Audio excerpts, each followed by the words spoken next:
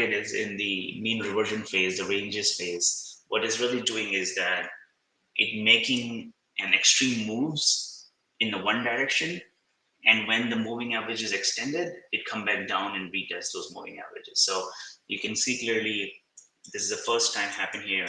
Market moved back up, immediately came back down and retested the moving averages. Then again moved back up. All right, this time it's not extended, but it's above it, and then came back and retested those moving averages.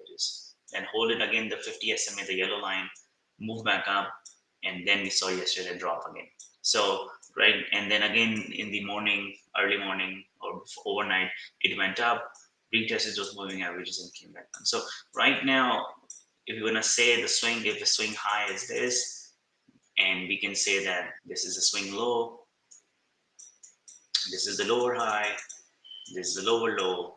Now question is that that's what I'm saying, that this situation getting a little uncertain, whether are we going to, this is the low, this is the lower high, or market push back a little bit more up, retest 6,300 and then come back down.